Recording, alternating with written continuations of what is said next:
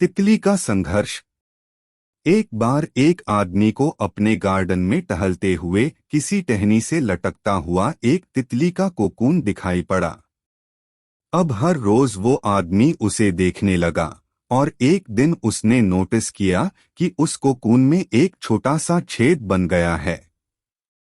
उस दिन वो वहीं बैठ गया और घंटों उसे देखता रहा। उसने देखा कि तितली उस खोल से बाहर निकलने की बहुत कोशिश कर रही है, पर बहुत देर तक प्रयास करने के बाद भी वो उस छेद से नहीं निकल पाई। और फिर वो बिल्कुल शांत हो गई, मानो उसने हार मान ली हो। इसलिए उस आदमी ने निश्चय किया कि वो उस तितली की मदद करेगा।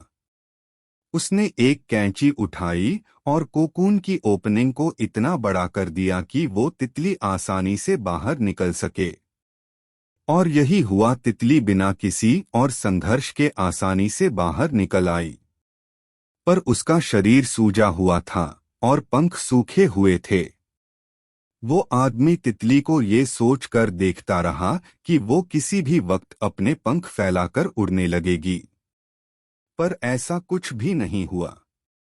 इसके उलट बेचारी तितली कभी उड़ ही नहीं पाई और उसे अपनी बाकी की जिंदगी इधर उधर घिसटते हुए बितानी पड़ी।